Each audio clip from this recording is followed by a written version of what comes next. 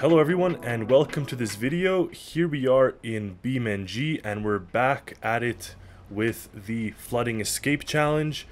As you can see here, I've spawned 3 of my favorite mods. The link is below in the description, but I find all of these vehicles are so nice and so polished in all of their forms. So not just the ones you see here, but all the versions of them look absolutely stunning. Now all 3 of these cars look absolutely beautiful.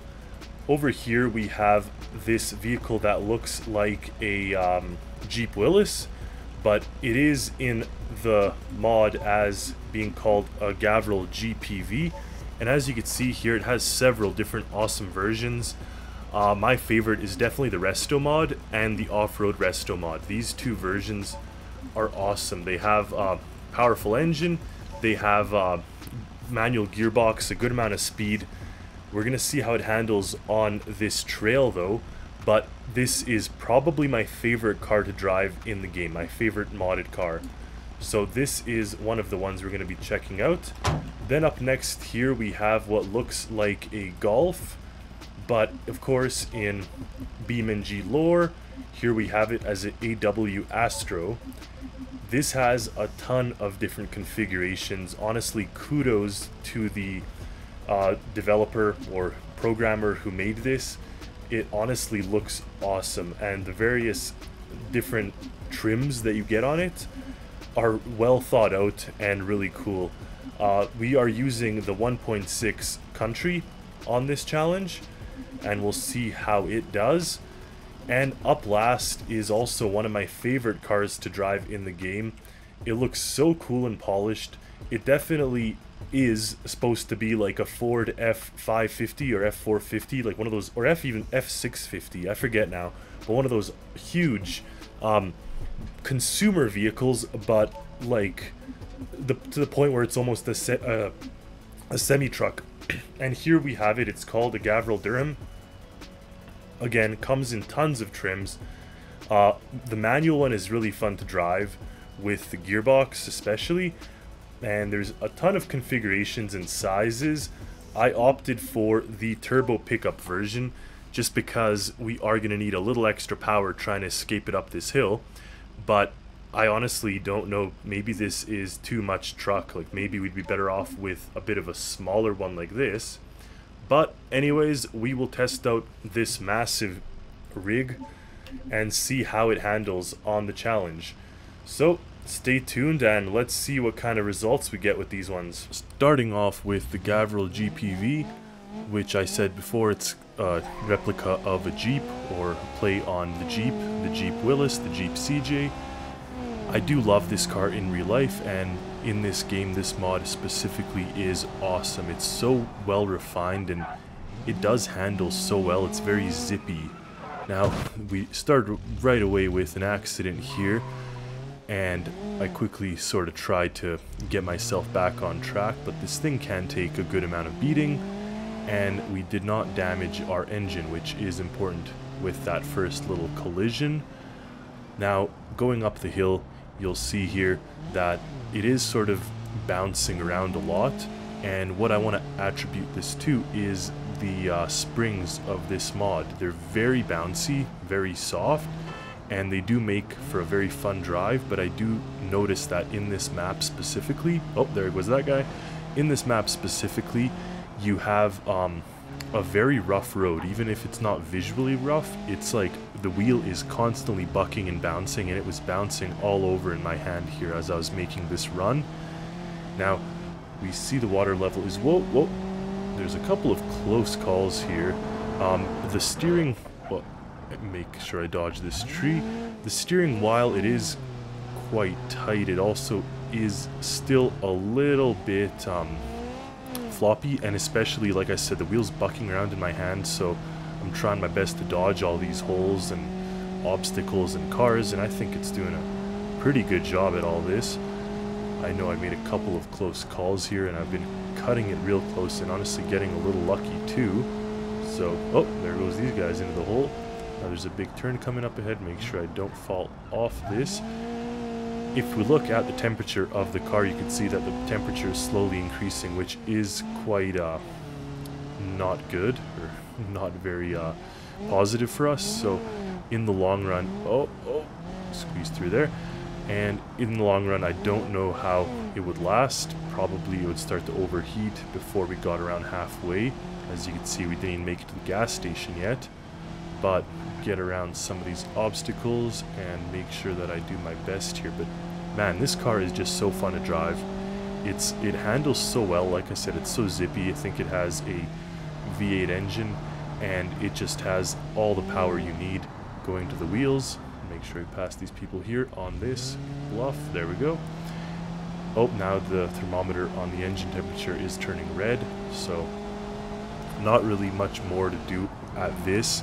Probably if I could install a radiator, a different radiator, that may help this overall. I don't think I can drive much lighter, but this is where it shines. Look how it goes on the off-road bit. It is made for this. Beautiful. Oh, cutting it close. Let's get to that bridge.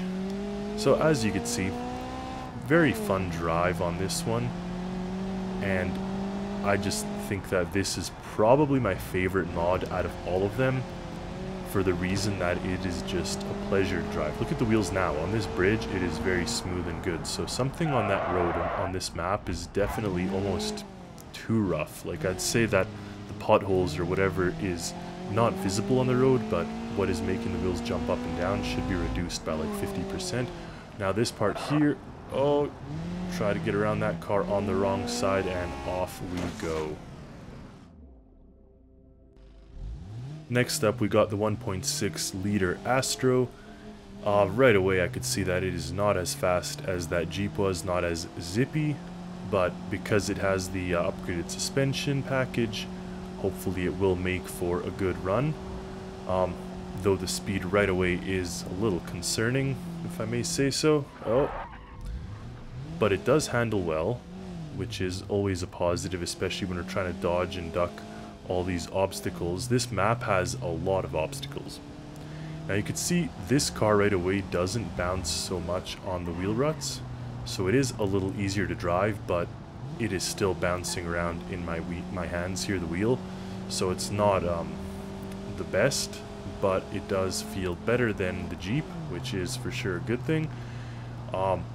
Just make sure that even with this slow speed, you can see I put it into third gear and it's kind of struggling to get up on the RPMs, so I think really downshifting and kind of just juicing out the RPMs as much as I can is advantageous to us. Oh, past that accident there. Anyways, just looking at this speed, I don't feel quite optimistic that we can evade the... Oh! And we crashed. Look at that. Even if I hadn't crashed there, I do think that this was underpowered for the job, so I will take a stronger version. Just looking at this here, we do have a manual off-road version that has a 1.9 turbo diesel, so that could be a good contender. We do have this one here with the 1.8. Let's go with the 1.8. It kind of looks similar to what we originally had, and I'll see what sort of results this vehicle gets us here. So we got the 1.8 version now, which is only 0.2 liters more, but those 0.2 liters hopefully make up some distance and some ground with the speed.